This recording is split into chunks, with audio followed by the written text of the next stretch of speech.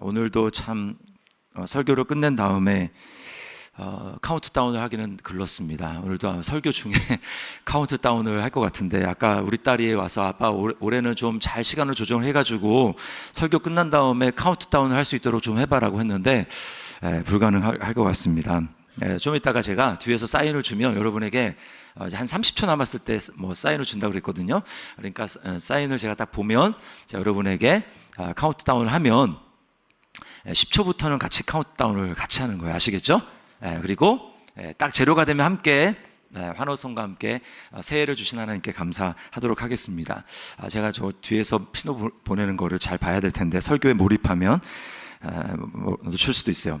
자, 오늘 새해는 성령님과 함께라는 제목을 가지고 말씀을 증거하도록 하겠습니다. 여러분, 예수 믿고 받은 축복 중에 가장 큰 축복이 뭐냐? 저한테 누가 물으신다면 저는 주저하지 않고 딱 한 가지 이야기할 것입니다. 그건 바로 성령님이다 라고 말씀을 드리겠어요. 왜냐하면 예수 그리스도께서 행하신 그 구속, 객관적인 구원의 사역, 십자가에서 우리를 대속하신 사역, 그리고 부활하신 사역, 그 모든 것들을 실제로 객관적인 사역을 우리에게 주관적으로 적용하시는 분이 성령님이시기 때문에 그렇습니다. 그래서요, 우리가 성경책을 구약, 신약 이렇게 나누지 않습니까? 근데 그 신약이라고 할 때 이 세 단어로 풀면, 두 단어로 하면 신약이지만 세 단어로 풀면 새 언약입니다. 근데 구약에서 새 언약에 대해서 미리 예레미야 31장도 그렇고 에스겔 36장도 그렇고 우리에게 이야기를 하는데, 그 핵심은요, 바로 하나님의 영이 우리 안에 들어오신다라고 하는 것입니다. 그래서요, 죄 용서가 왜 필요하냐? 궁극적으로 말했을 때 하나님의 영이 우리 가운데 오기 위해서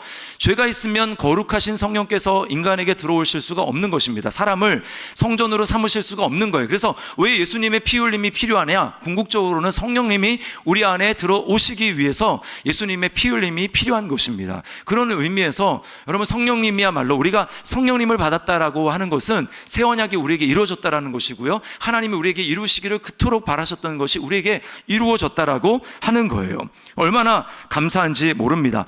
하나님의 영이 우리 안에 거하셔야만 비로소 우리가 머릿속으로 알던 그 하나님에 대한 지식이 실제로 정말 하나님을 알게 됐다. 욥이 마치 내가 이제까지는 하나님에 대해서 귀로 들었지만 이제는 눈으로 하나님을 볼 수 있는 것 같습니다 라고 고백했던 그 고백을 하나님의 영이 들어오게 되면 새롭게 눈이 떠져서 하나님을 알 수 있는 것이, 그렇게 하나님을 안다라고 구약 성경에서 이야기를 하고 있습니다. 뿐만 아니라요, 성령님이 우리에게 들어오셔야지만 전에는 막 순종을 하려고 어거지를 하려고 해도 안 되던 그 순종이 뭐라고 하냐면 너희가 내 계명을 지키리라 라고 말씀을 하고 있어요. 그러니까 하나님을 알 뿐만 아니라 마음 가운데 자원하는 마음이 우러나서 하나님의 말씀에 기쁘게 순종할 수 있는 이유는 하나님의 영이 우리 안에 들어오시기 때문이다. 이것이 구약에서 계속해서 얘기하는 새 언약의 축복입니다. 그리고요, 그 새 언약의 축복은 예수 그리스도의 십자가와 부활과 그리고 승천하셔서 가신 다음에 이 땅에 보내주신 그 성령으로 말미암아 우리에게 이루어졌다라는 거예요. 그래서 성령님이 가장 큰 축복이라는 것입니다. 지금 사실 제자들은 매우 읽은 지금 13장부터 17장까지는 예수님의 그 마지막 만찬을 그리고 있습니다. 그러니까 예수님 마지막 만찬한 다음에 이제 바로 곧 잡혀가지 않습니까? 그리고 이제 날이 밝으면 예수님은 십자가에 못 박히게 되는 거예요. 그러니까 죽음이 임박했습니다. 예수님은 계속해서 예루살렘을 향해서 오면서 제자들에게 반복해서 내가 장로들에게 넘겨서서 십자가에서 죽을 거라고 그렇게 말씀을 했습니다. 제자들이 이제 여러 번 듣다 보니까 이제 그것을 자각하면서 그들은 매우 지금 슬픔 가운데 있습니다. 매우 침울합니다. 분위기가 매우 침울한 거예요. 그때 예수님은 그들을 설득하면서 너희가 잘 몰라서 그러는데 실상은 내가 떠나는 것이 너희에게 진짜 유익한 거야 라고 말하는 것입니다. 요즘에 이제 그 아이들의 흔한 말로 개이득이라는 말을 하잖아요. 내가 떠나는 것이 진짜 그렇게 이득이야 라고 이야기를 하는 것입니다. 여러분, 예수님이 떠나셔야만 보혜사가 오실 수 있다, 성령님이 오실 수 있다라고 이야기를 합니다. 오늘 성령님을 나타내는 말이 두 단어인데, 하나는 보혜사고 하나는 진리의 성령이라고 이야기를 합니다. 먼저 보혜사라고 얘기를 해요. 보혜사라는 말은 옆에서 돕는 자라는 뜻입니다. 특별히 뭘 돕냐 하면 법률적인 것을 돕는 거예요. 보통 사람들은 법률에 대한 지식이 없습니다. 특별히 공부하기 전까지는 법률에 대한 지식이 없어요. 그래서 여러분이 만약에 재판석에 딱 섰다고 생각을 해보십시오. 근데 변호해 줄 사람이 아무도 없습니다. 그렇다면 여러분, 우리가 말하는 법을 잘 모르기 때문에 말하는 것들이 오히려 재판에 나한테 불리하게 작용하는 그런 말들을 내가 할 수가 있는 거예요. 그러면 그 재판에서 이길 수가 없겠죠. 반면에 굉장히 유능한, 승률이 매우 좋은 그런 변호인뿐만 아니라 변호인 단을 꾸려가지고 그렇게 재판에 한번 선다고 생각을 해보십시오. 그러면 재판에 이길 확률이 매우 높아지는 거예요. 근데 더 나아가서 승률 100%일 뿐만 아니라 재판장이랑 매우 친합니다. 뿐만 아니라 재판장이 무슨 생각하는지 100% 다 아는 그런 변호사가 만약에 있다고 생각을 해보십시오. 그러면 그 재판에서 절대로 지는 일이 없습니다. 근데요, 바로 그런 분이 누구시냐? 우리 안에 계시는 보혜사 성령님이라고 이야기를 합니다. 성령님은 성경이 이야기를 하기를 하나님의 깊은 것까지도 다 통달하시는 분이 성령님이라고 그렇게 이야기를 하시는 거예요. 그러니까 얼마나 감사합니까? 이 성령님을 누가 받을 수 있습니까? 내가 주인된 삶을 회개하고 돌이켜서 이제 하나님이 주인이십니다. 내가 이제 하나님의 다스림과 통치를 받겠습니다. 그 말씀에 내가 엎드려 순종하겠습니다. 라고 해서 하나님 앞에 엎드린 사람, 하나님의 통치를 받기로 작정하고 그 앞에 엎드린 사람, 그 사람에게 하나님이 성령을 주시겠다고 약속을 하세요. 사도행전 2장 38절 말씀을 우리 함께 읽어보겠습니다. 시작. 베드로가 이르되 너희가 회개하여 각각 예수 그리스도의 이름으로 세례를 받고 죄사함을 받으라. 그리하면 성령의 선물을 받으리니. 네, 우리가 그래서 회개하고 죄사함을 받고 예수 그리스도를 믿음으로 말미암아 우리가 성령을 받은 것입니다. 여러분, 그렇게 해서 성령을 마음속에 예수님을 믿음으로 받은 분들은 아멘 하시기를 바랍니다. 네, 아멘. 예외 없이 성령의 선물을 주신다고 말씀을 합니다. 자, 그러면 성령님이 오셔서 하는 일이 뭘까? 많이 있지만 오늘 본문을 따라서 제가 딱 두 가지만 말씀을 드리려고 합니다. 첫 번째는 뭐냐면 성령님은 세상이 잘못되어 있음을 드러내신다고 말씀을 합니다. 자, 8절부터 11절이 그것을 이야기하는데요. 특별히 8절 말씀 우리 같이 한번 읽어보겠습니다. 다시요. 8절 시작.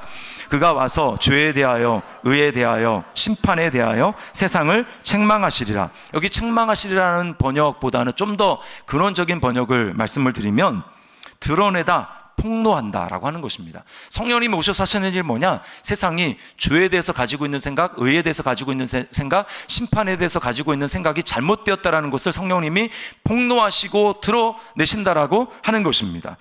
그래서 결국은 정죄 받는다라는 거예요. 자, 세상은 죄에 대해서, 의에 대해서 잘못된 생각을 가지고 있습니다. 자, 죄에 대해서 보통 사람들은 어떤 견해를 가지고 있습니까? 일반적인 견해로 죄를 생각하기 때문에 자신은 법 없이도 살 수 있는 사람이라, 자신은 뭐 죄인이 아니다 이렇게 생각을 합니다. 왜 그렇습니까?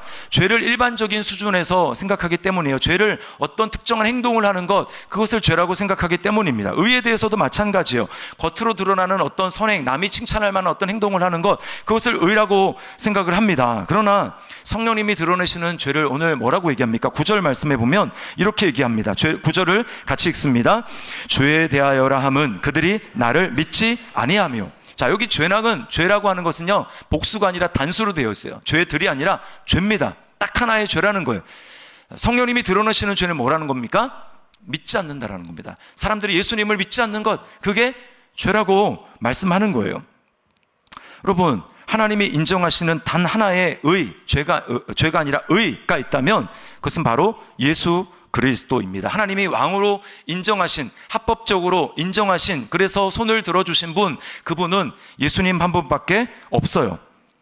하나님이 정한 그리스도의 통치를 거부한다면 아무리 내가 좋은 일을 하더라도 그것은 하나님은 의라고 받아들이지 않습니다. 그것은 마치 반역자가 자선행위를 하는 그런 것이라고 해서 그 반역이 없어지지 않는 것과 똑같습니다. 요즘에 역사 드라마 중에 고려 거란전쟁이라는 드라마를 합니다.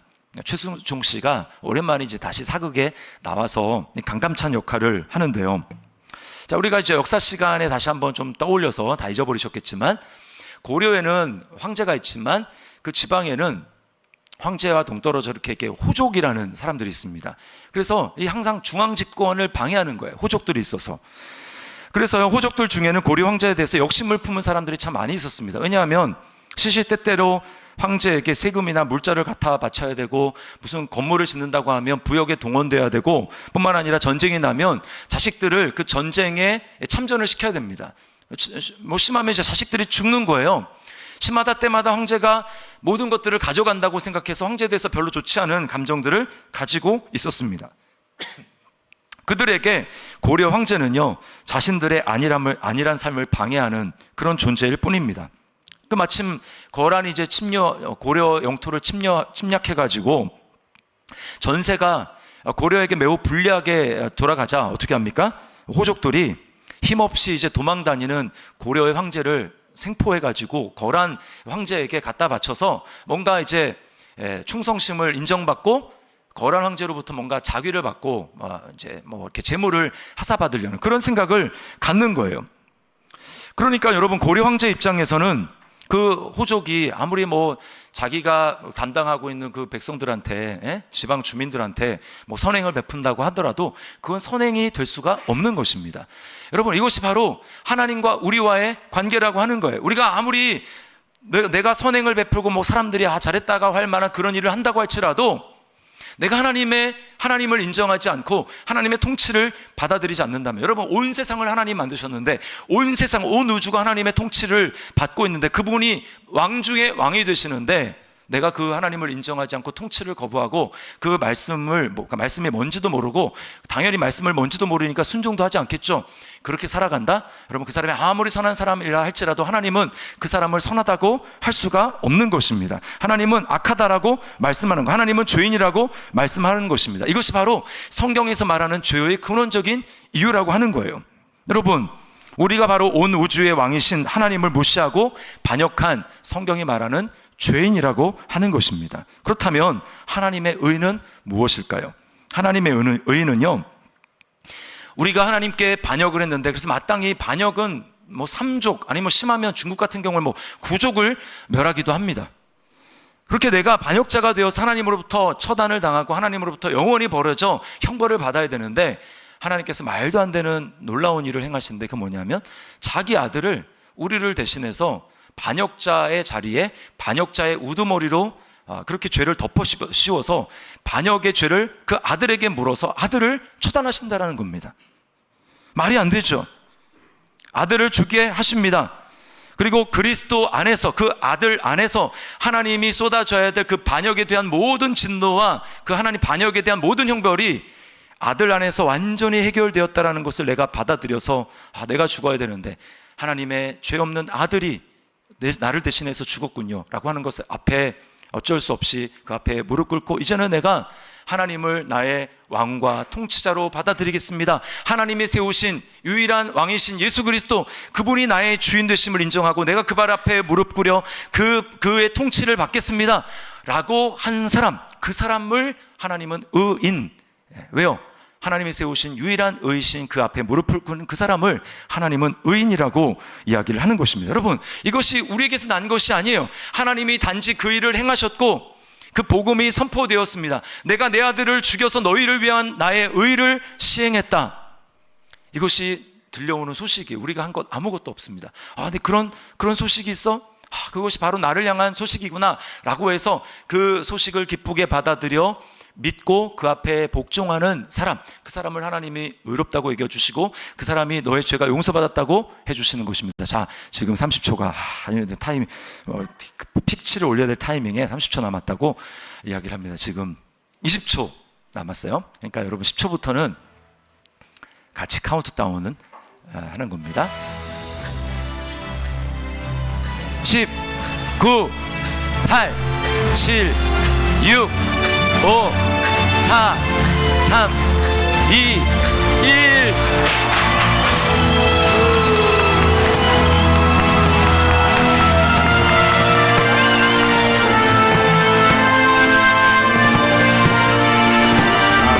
새해를 허락하신 하나님, 감사합니다.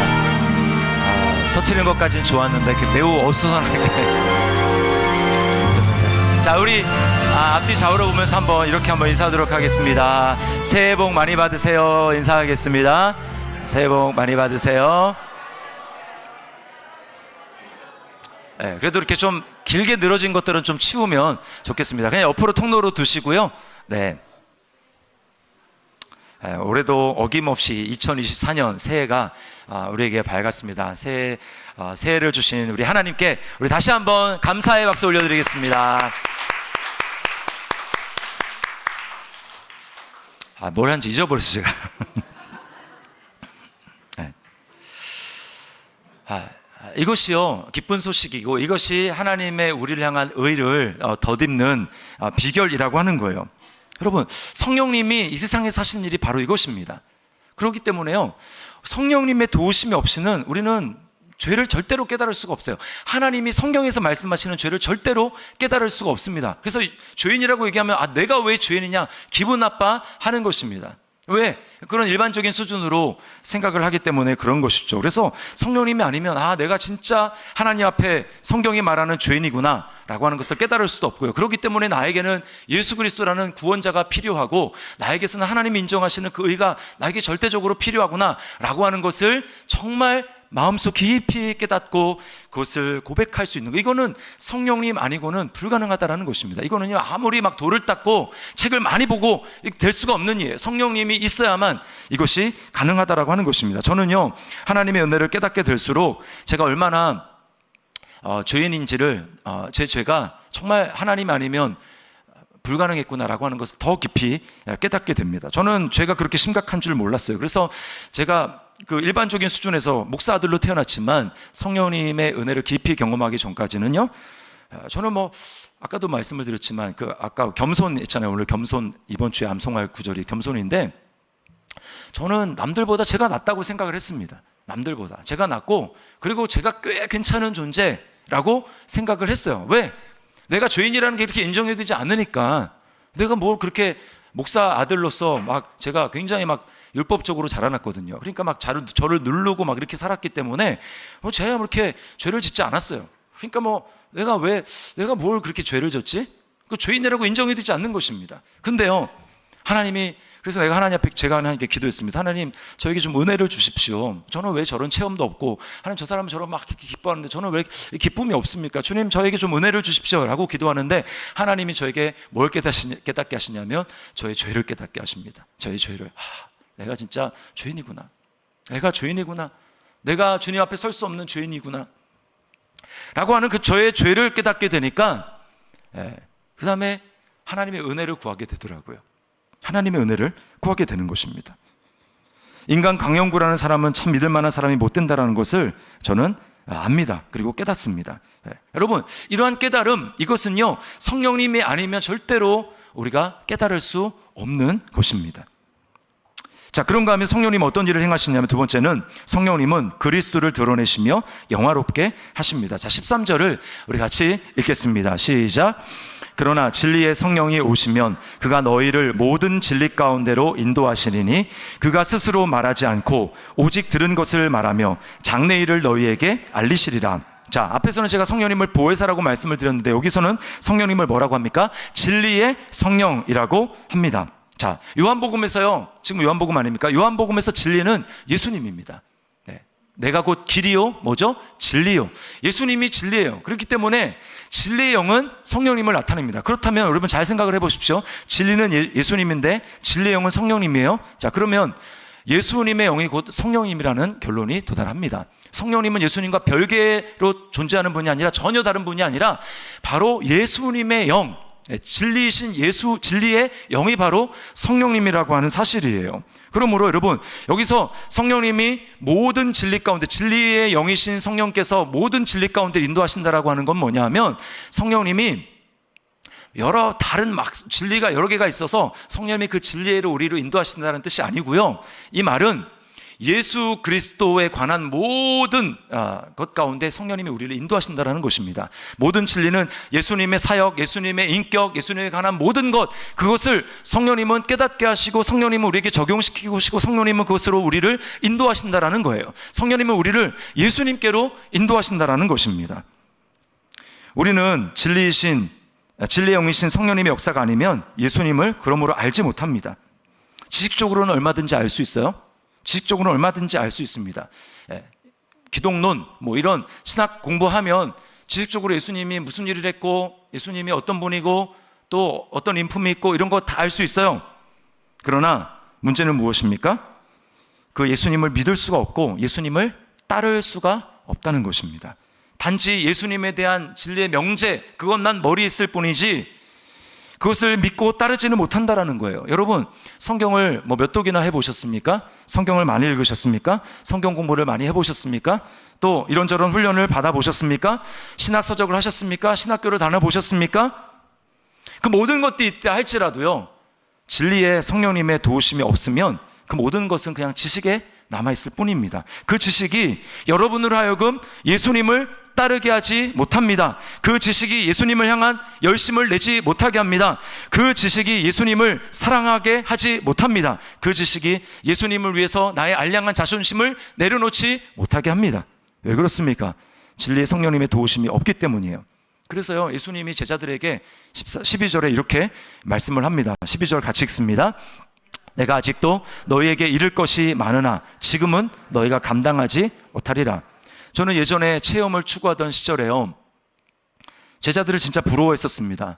내가 거기에 있었어야 되는데, 내가 예루살렘 그 이스라엘에 제자들이 있었던 12제자들이 예수님을 만났던 그 자리에, 한 자리에 내가 있었어야 되는데, 그래서 예수님으로부터 직접 가르침을 받아야 되는데 예수님의 그 기적을 직접 현장에서 봤었으면 얼마나 좋을까?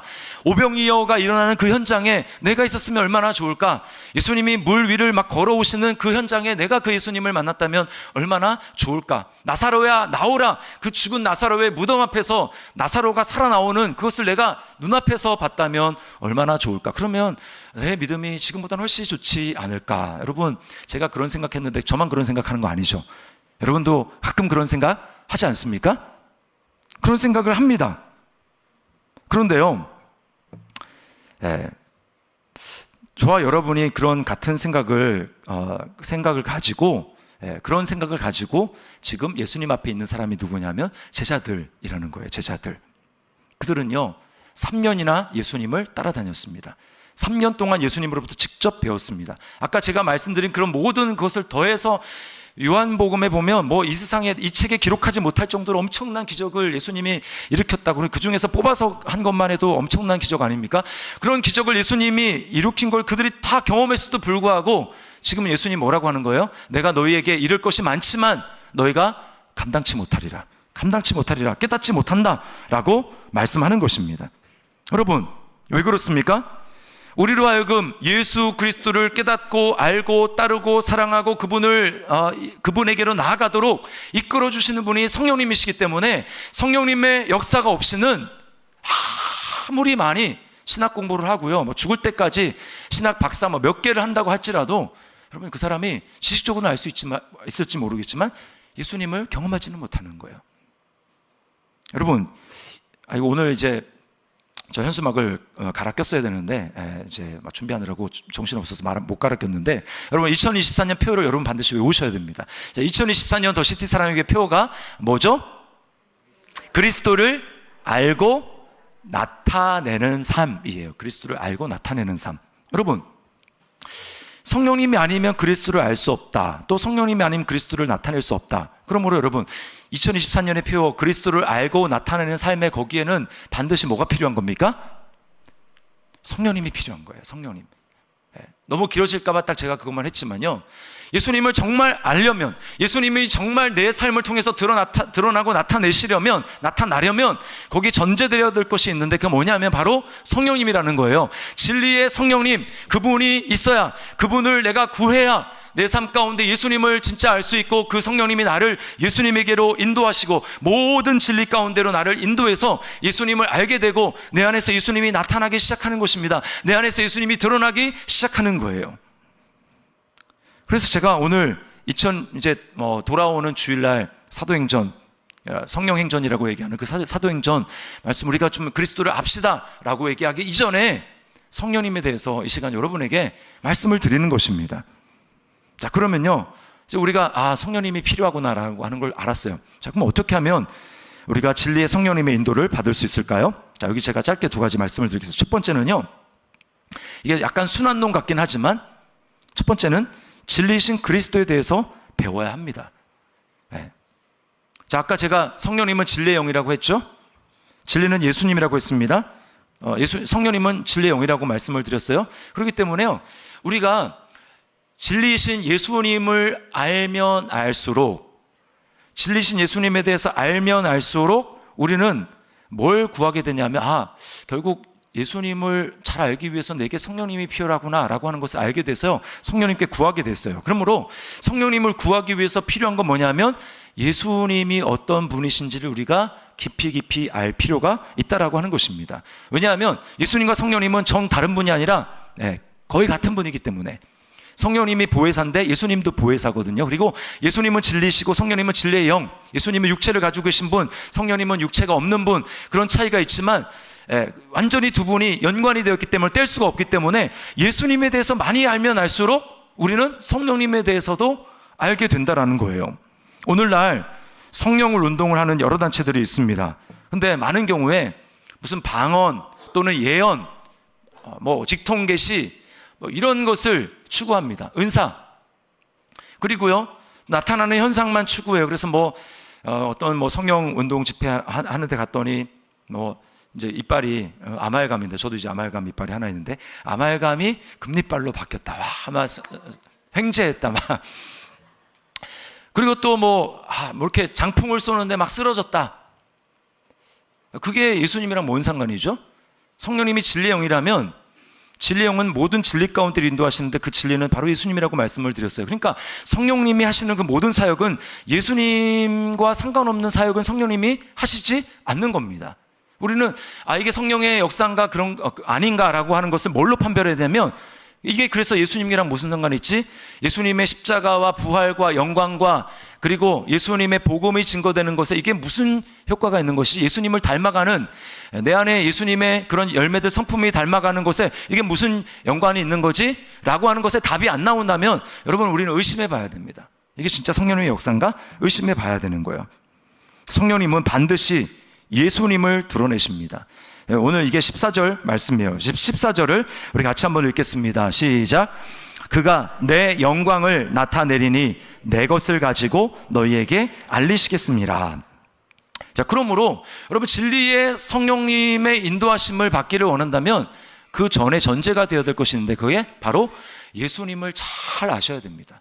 예수님이 도대체 어떤 분이시고 무슨 일을 하셨고 어디에 관심이 있고 예수님은 소원이 뭔가, 예수님의 소원이 뭔가, 이거를 아셔야만 성령님을 알 수가 있어요. 예수님을 알지 못한 채로 성령님을 알 수 없습니다. 왜요? 성령님은 진리의 영이신데 진리는 예수님이기 때문에 예수님을 알지 못한 채로 성령님을 추구한다, 성령을 운동을 한다, 그거는 알맹이가 없는 그 겉에만 추구하는 것입니다. 그러면 여러분, 예수님을 알려면 어떻게 알 수 있습니까? 성경을 통해서 알 수 있는 거예요. 그래서 올해 이제 새해가 밝았잖아요. 여러분이 다시금 성경을 열심히 읽기로 결심하셔야 됩니다. 성경을 열심히 읽기로 결심하셔야 돼요. 근데요, 성경을 읽어도 분명한 초점이 없으면 거기서 예수님을 발견하지 못합니다. 성경을 읽는데요, 여러분 딱 한 가지의 초점을 가지고 기도하면서 성경을 읽어보세요. 어떤 초점? 내가 이 안에서 창세기든지 구약의 어떤 방면이든지, 신약은 당연하고 내가 예수님을 만날 수 있도록, 진리이신 예수님을 만날 수 있도록 주님 나에게 은혜를 베풀어 주십시오. 그래서 성경을 읽을 때 예수님이라는 초점을 가지고 성경을 읽어야 됩니다. 어떤 분은 이렇게 얘기하면 아니 목사님 그냥 하나님도 있는데 왜 꼭 예수님이라고 해야 됩니까? 라고 이렇게 말씀하시는 분이 있어요. 그런데 제가 왜 그래야 되는지 말씀을 드리겠습니다. 여러분, 예수님은 예수라는 이름을 붙이기 전에 예수님의 이름은 뭐였죠? 하나님의 아들의 이름은 무엇이었습니까? 말씀이었어요. 말씀. 요한복음 1장 1절에 태초에 말씀이 계시니라. 근데 그 말씀이 하나님이라고 그랬어요. 태초에 말씀이 계시니라. 근데 그 말씀이신 하나님, 그러니까 우리가 성경을 다른 말로 해서 하나님의 말씀이라고 얘기를 하잖아요. 그 태초에 계셨던 그 말씀이 1장 14절에 와서 그 말씀이 태초부터 하나님과 함께 계셨던 그 말씀, 하나님의 독생자였던 하나님의 아들이었던 그 말씀이 14절에 와서 말씀이 육신이 되어 우리 가운데 거하심에 우리가 그 영광을 보매 아버지의 아들의 영광이요 은혜와 진리가 충만하더라. 태초부터 계셨던 하나님의 말씀이 육신을 입고 이 땅에 오신 분이, 우리에게 분명하게 나타나신 분이 누구라고요? 그분이 바로 예수님이에요. 그렇기 때문에 말씀 얘기를 하는데 거기서 예수님을 발견하지 못한다면 그 말씀을 헛본 것입니다. 성경을 읽는데 그 안에서 예수님을 만나지 못한다면 진리신 예수님, 태초부터 계셨던 정말 하나님이 하고 싶으셨던 말씀이신 예수님, 그 하나님의 사랑과 공의와 진리이신 예수님을 만나지 못한다면 여러분 성경을 잘못 읽고 있는 거예요. 창세기든 잠언이든 그 안에서 우리는 말씀이신 그리스도를 보아야 합니다. 우리는 그리스도를 깊이 알면 알수록 예수님이 내 인생을 다 드려도 아깝지 않은 분이라는 것을 발견하게 됩니다. 그래서 여러분 공간복음을 읽어보면 예수님이 하나님 나라 비유를 많이 말씀을 하시는데 그 중에 하나가 진주 비유예요. 보화 비유. 어떤 사람이 땅을 파다가 진주 또는 보화를 발견했습니다. 그 보화가 예수님이에요. 그 발견하면 어떻게 합니까? 야, 이게 내 전 재산보다 더 가치가 있어. 그럼 어떻게 해야 돼요? 자기 전 재산 다 팔아가지고 그거 사는 겁니다. 예수님이 얼마나 존귀하고 아름다운 분이시고 내 인생을 다 바쳐도 오늘 아까 제가 아침에 설교 때 얘기했던 바울 사도와 같이 내게 있는 모든 것을 다 잃고 그것도 아깝지 않은 것은 예수 그리스도를 내가 얻기 때문이다. 그 보화를 내가 얻는 것이 아깝지 않고 내 모든 것을 들여서 예수님을 얻을 수 있다면 아깝지 않게 나를 드릴 수 있는 거예요. 보화라는 것을 발견할 때 이 보화인데 이 보화를 내가 진짜 어떻게 체험하고 실제로 생생하게 그 보화를 내가 누리면서 살아갈 수 있는가? 그럴 때 비로소 우리는 그것을 나에게 적용하시는 분이 성령님이네? 그럼 비로소 예수님이 얼마나 귀한 분인지를 내가 발견한 다음에 우리는 뭘 구하게 돼 있습니까? 이렇게 귀한 분인데 내가 그분을 진짜 생생하게 좀 체험해야 되겠습니다. 그럼 뭘 구하는 거예요? 그 다음부터 이제 성령님을 구하는 것입니다. 그래서 예수님을 깊이 알 필요가 있는 거예요. 두 번째는 뭘 해야 됩니까? 당연히 성령님을 구해야 합니다. 하나님이 성경에서 약속한 모든 복이 예수라는 보화 안에 감추어져 있다는 것을 우리가 정말 안다면 그 다음에 해야 될 일은 그 예수님을 내가 더 소유하기를 사모한다는 거예요. 예수님을 더 소유하기를 사모하기 때문에 그 다음 자연스럽게 나오는 반응은 뭐냐면 그 예수님을 소유하기 위해서 하나님이 허락하신 그 진리의 영이신 성령님을 간구하게 되어 있더라는 말입니다. 그래서 예수님이 보혜사가 오시는 것이 너희에게 유익이라고 말씀을 하는 거예요. 예수님은 승천하시면서 제자들에게 말씀하셨습니다. 너희는 몇 날이 못 돼서 아버지가 너에게 약속한 것을 받을 것이다. 약속한 것을 기다려라 라고 말씀하시는데 그 약속한 것이 뭡니까? 약속한 분이 바로 보혜사 성령님입니다. 그래서 예수님은 구하라고 말씀을 하셨어요. 누가복음 11장 13절 말씀 우리 같이 읽겠습니다. 시작.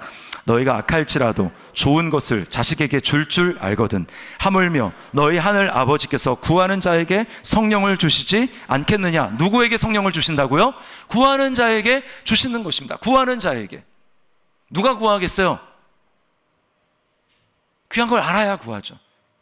진리신 예수님, 그분이 정말 내 인생을 바쳐도 아깝지 않은 분이구나. 나는 그분을 더 얻기를 원하고 더 알기를 원하고 그분에게 완전히 사로잡히기를 원한다. 그런 예수님이 얼마나 가치 있는 것을 발견한 사람은 그 다음에 성령님을 구하게 되어 있는 것입니다. 성령님은 은사나 받으려고 구하는 분이 아니고 우리가 예수님을 진짜 더 소유하기 위해서 필요한 분은 성령님이라는 거예요. 그래서 성령을 구하라는 것입니다. 성령을 구하면 하나님이 주신다라는 거예요.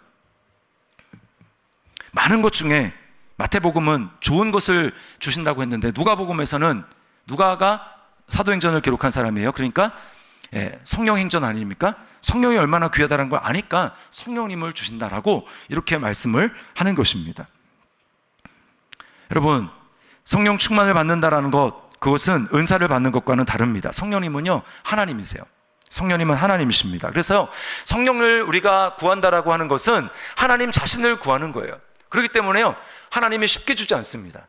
왜? 하나님 나에게 성령을 주십시오. 성령의 충만함을 주십시오. 우리가 교회에서 금요일마다 부르짖고 지금 기도하는 게 뭐냐면 하나님이 우리에게 부흥을 달라고 기도를 하는 거예요. 부흥은요, 그냥 숫자가 늘어나는 거 부흥 아닙니다. 예수님에 대해서 막 그 영광에 막 사로잡히는 거예요. 이분이 얼마나 대단하신 분인가. 막 그 영광에 막 압도당하는 겁니다. 이게 부흥이에요, 부흥. 근데 부흥을 위해서는 성령님이 필요합니다. 간구하는데 잘 안 주세요. 왜 그런 줄 아십니까? 진짜 사모하는지 보려고. 우리가 진짜 필요하면요, 끝까지 구하게 되어 있습니다. 이게 내가 죽고 사는 문제다, 나한테 이거 없으면 진짜 안 된다 라고 하는 것은 나에게 절박하면 우리는 계속 그거 구하게 되어 있어요. 근데 어떤 사람은 그거 구하다가 이제 딴 거 구합니다. 그러면 그 사람의 마음이 거기 있지 않다라는 걸 알게 되는 거예요. 하나님은 이걸 테스트하고 싶으신 겁니다. 너가 정말 보아, 내 아들 예수 그리스도 그 보아를 알기를 원해. 그래서 성령님을 구하는 거야? 성령을 구하는 거야? 라고 하는 것을 하나님은 우리의 마음을 시험하고 싶은 거예요. 너의 마음은 진짜 어디 있냐? 말로는 예수가 보아라고 얘기하지만 너의 보아는 진짜 예수냐? 아니면 너가 생각하는 어떤 세상에서의 성공, 형통, 세상에서 어떤 그 무엇, 물론 그거 중요하지 않다라는 건 아닙니다. 그러나 예수님과 견줄 수는 없다는 거죠. 그래서 내가 지금 뭘 구하고 있는가를 보십시오, 여러분. 내가 정말 끈질기게 내가 너에게 무엇을 줄까라고 할 때 하나님 저 다 필요 없고요. 저 성령님을 주십시오. 성령 충만을 주십시오. 그래서 내가 예수님을 정말 얻기를 원합니다. 이런 마음을 가지고 끈질기게 정말 기도할 준비가 되어 있는가? 하나님이 우리의 마음을 살피실 때 주님 저는 그겁니다 라고 하면서 끈질기게 하나님 앞에 구할 수 있는가? 그 사람이 성령을 받는다라는 것입니다. 그러려면 아까도 다시 말씀을 드리지만 예수님을 알아야 돼요. 귀한지 모르는데 어떻게 구하겠습니까? 그러기 위해서 또 우리가 구한다라고 했기 때문에 기도를 해야 됩니다. 기도, 성령님을 받기 위해서 기도. 그래서 이번 주일날 이제 돌아오는 주일날 사도행전 하는데요. 사도행전에 나타난 성령 받은 사람들, 성령 충만 받은 사람들 보십시오. 다 기도하다가 받았어요. 기도. 혼자 기도 잘 안 되죠? 혼자 기도 잘 안 됩니다. 기도하려면 기도가 불이 붙어야 되는데 혼자는 불이 잘 안 붙어요. 그러나 여러분 많은 사람들이 기도하는 현장에 와 보십시오. 불이 잘 붙습니다. 그리고요 성령님을 받으려면 입을 열어서 기도를 해야 돼요. 어떤 분 보면 참 답답합니다. 예배 자리에 나왔는데 입을 안 열어요. 입을 안 열어. 기도를 하는데 찬양을 하는데 입을 안 엽니다. 입을 안 열면 마음이 열리질 않아요. 하나님 어떻게 역사할 수 있습니까? 적극적으로 내가 마음을 열고 내가 받기를 사모하면서 적극적으로 주님 내가 그렇게 기다리는 사람입니다. 참새가 마치 그 아기 참새가 어미 참새한테 배고프면 막 입을 열어서 달라고 할 때 그때 어미 참새가 입 벌리는 참새가 지금 배고픈 참새인 줄 알고 이렇게 넣어주는 것처럼 우리가 입을 벌리고 할 때 그때 역사하는 거예요. 우리 교회 제가 뭐 기도원 가지도 않았지만 기도하다가 방언받은 몇몇 분 말씀을 드렸죠. 공통적인 특징이 뭐냐면 입을 열어서 기도하는 겁니다. 또 혼자 기도하는 게 아니라 모여서 기도하는 현장 가운데 오는 거예요. 사도행전을 보십시오. 다 기도하다가 또 혼자가 아니라 여럿이 모이는 현장 가운데 모여서 기도하다가 성령을 받았어요. 성령 충만을 받았어요. 그러면 여러분 정말 하나님의 은혜를 받고 성령님의 은혜를 경험하고 예수님의 은혜를 깊이 체험하기를 원하신다면 여러분 기도의 자리를 사모하고 나오십시오. 아멘. 안 원하면 안 나와도 됩니다. 그러나 여러분이 정말 사모한다면 나오십시오. 그리고 불이 붙는 현장에서 불을 붙임을 받으시기를 바랍니다. 여러분 제가 오늘 주일 예배 때 표대를 향해서 달려가자고 말씀을 드렸어요. 근데 그게 가능하려면 성령님의 은혜가 있어야 됩니다. 성령님의 역사가 있어야 우리로 하여금 잠깐 반짝하는 열심이 아니라 꾸준한 열심을 가지고 표대를 향해서 달려갈 수 있도록 하는 거예요. 성령님, 예수님이 우리를 사로잡았다고 하는데 그 사로잡힌 은혜가 내게 생생하려면 하나님은 나의 시민권이 이 땅에 있지 않고 우리 시민권이 하늘에 있습니다라고 하는 그 하늘의 소망이 우리에게 생생해지려면 우리로 하여금 그것을 생생하게 적용하시는 성령님의 은혜가 있어야 우리로 하여금 내가 보이는 저곳을 향해서 달려가야지라고 하면서 달려갈 수가 있는 것입니다. 여러분 그러므로 2024년의 새해에 우리에게 정말 필요하고 우리가 정말 간구해야 되고 다른 어떤 기도 제목보다도 우선순위를 두면서 하나님 앞에 간구해야 될 것은 바로 성령님을 구하는 것임을 여러분 기억하시기를 바랍니다. 여러분 성령님을 정말 간절히 구하기 위해서 예수님을 아셔야 됩니다. 그리스도를 알기에 힘쓰는 한 해가 될 수 있기를 주님의 이름으로 축원합니다. 예수님이 얼마나 존귀하고 보화이신지를 알기 때문에 그 예수님을 내가 정말 소유하고 그 예수님이 내 안에 생생해져서 그 예수님을 사모하고 그 예수님을 갈망하고 그 예수님을 따라가고 그 예수님을 닮기 위해서 내가 그 예수님의 영이신 성령님을 간절히 간구할 수 있는 그런 새해가 될 수 있기를 주님의 이름으로 축원합니다.